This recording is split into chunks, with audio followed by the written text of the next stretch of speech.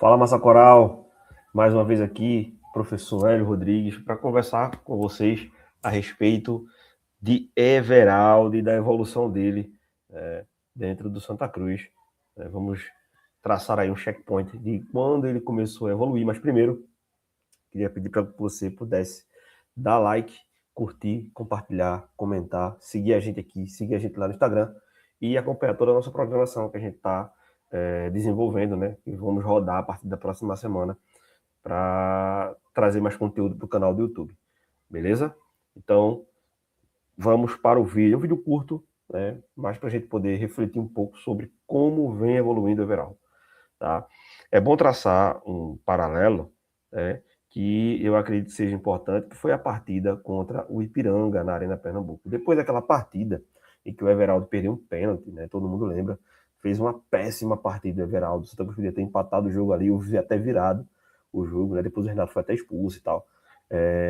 Aquele jogo ali foi um jogo em que o Everaldo recebeu muitas críticas por não vir atuando num nível mínimo para ser titular.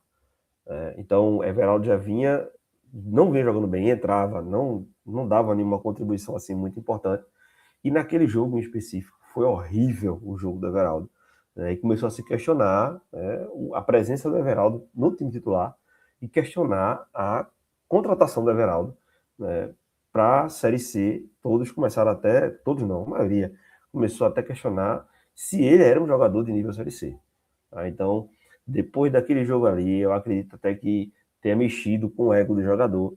O jogador deve ter feito uma autorreflexão. Não vinha jogando bem, realmente, não vinha rendendo, não vinha.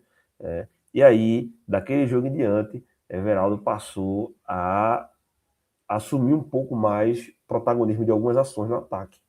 Tá? Então a gente viu isso no jogo contra o Paysandu, né, em que ele foi um dos destaques da equipe.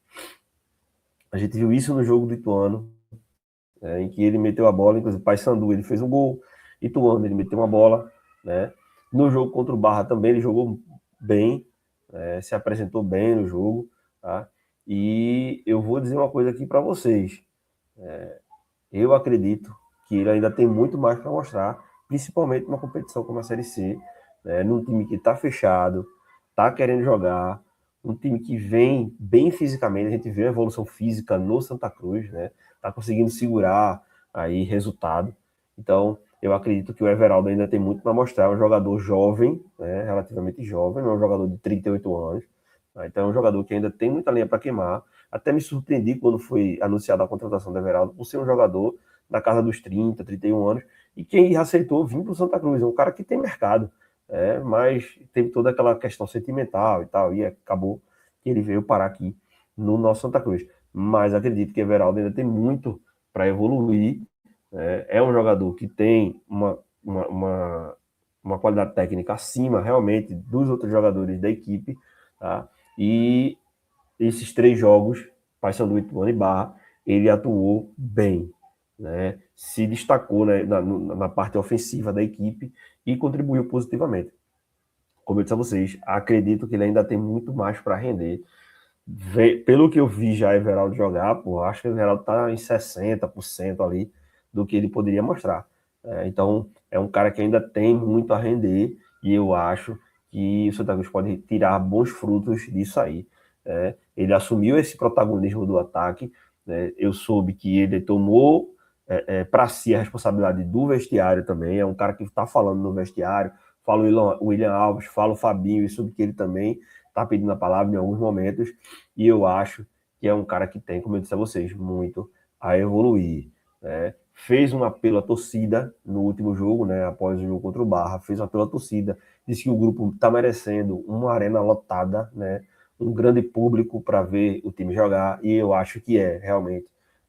Não só para ver o time jogar, mas para dar uma renda, para até quitar mais alguma coisa aí que o clube tem em aberto com os jogadores, e eu acho que é importante a gente chegar junto.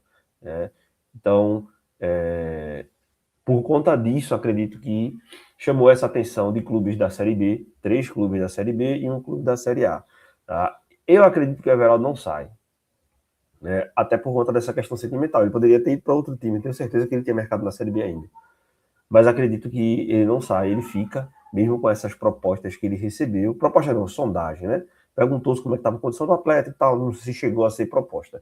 E o Alex Brasil foi bem direto no que disse quando afirmou que o jogador só sai baseado no que existe de cláusula do contrato. Santa Cruz não está para negociar ninguém, não é a condição de nenhum atleta.